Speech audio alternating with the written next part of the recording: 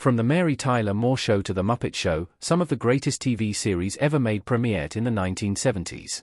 Some of those classic shows from half a century ago, like M*A************ and Fawlty Towers, continue to inspire TV creators to this day.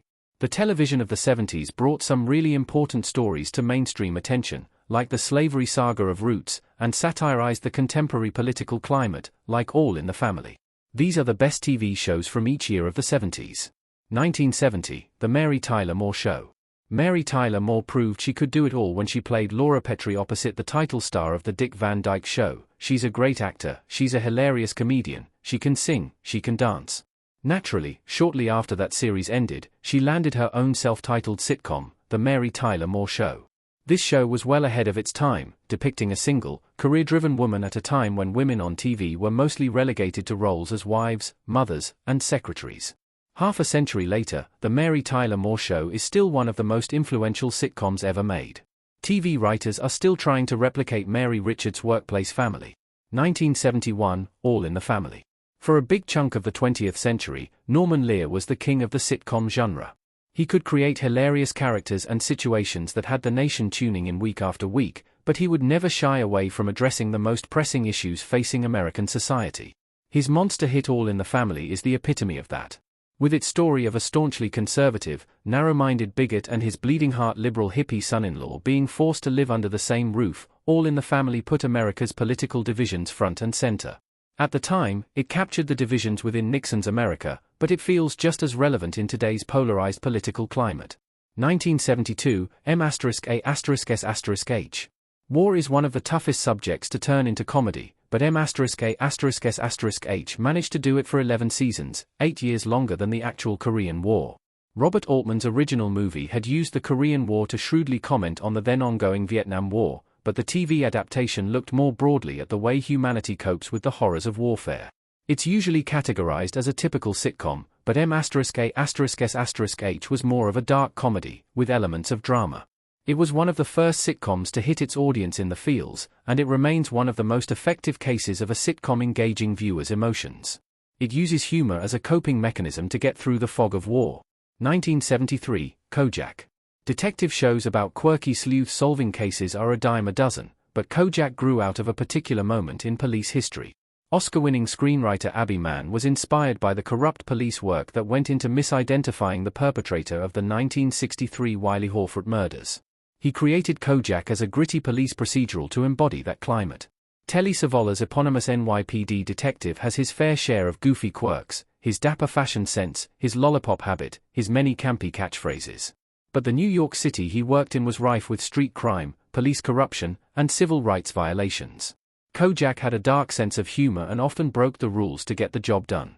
1974, Happy Days.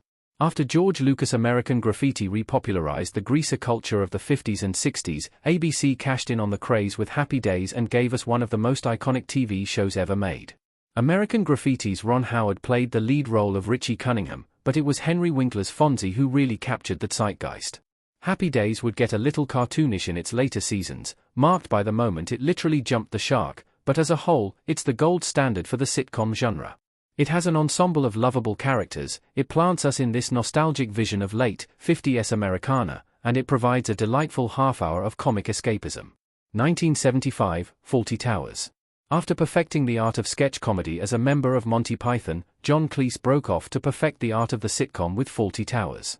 In the role of fussy hotel manager Basil Fawlty, Cleese mastered the I Love Lucy-style misunderstanding-based farce and created the template for every British comedy icon from Alan Partridge to David Brent. Fawlty Towers also established the trend of British sitcoms ending after 2 seasons, so it didn't outstay its welcome. Every single episode of Fawlty Towers is a masterpiece, every supporting character in Basil's orbit is a beloved fan favorite, and there are countless lines and moments that comedy nerds are still talking about to this day. 1976, The Muppet Show. When variety shows were all the rage, but the format was starting to feel stale and outdated, Jim Henson came along and did a variety show full of his signature colorful puppets. The Muppet Show is a spot-on satire of the entertainment industry, but it's also an earnest take on the traditions of a variety show. All these years later, Henson's Muppet characters, from Kermit to Miss Piggy to Fozzie Bear, are enduring icons that have been passed down from generation to generation. They've appeared in all kinds of projects since, but The Muppet Show remains the perfect vehicle for this ragtag group of mouth-flapping performers. Those old episodes are still a blast to this day. 1977, Roots. Adapted from Alex Haley's novel of the same name, Roots exposed TV audiences to the horrors of the ugliest chapter in American history.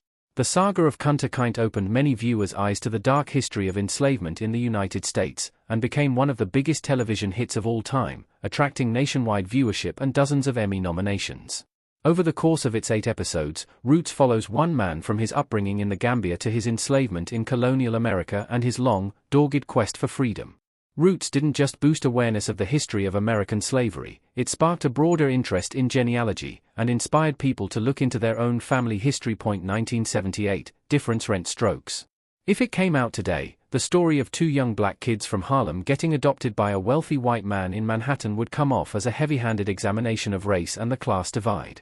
But back in 1978, it was a groundbreaking series that broke down social barriers. Difference Rent Strokes made an icon out of the late, great Gary Coleman. For the most part, Difference Rent Strokes was an affable, light-hearted sitcom. But it was also known for its very special episodes dealing with very serious subjects like racism, addiction, and even the dangers of pedophilia. It was rare that a hit sitcom would use its platform to deliver social messages like that, but Difference Rent Strokes was renowned for it. 1979, Tinker Tailor Soldier Spy. 5 years after John le Carre published his quintessential espionage novel Tinker Tailor Soldier Spy, the BBC adapted it into one of the greatest miniseries ever made. Ben Kenobi himself, Alec Guinness, played the lead role of George Smiley in his 7-episode quest to identify the Soviet spy lurking amongst his MI6 colleagues.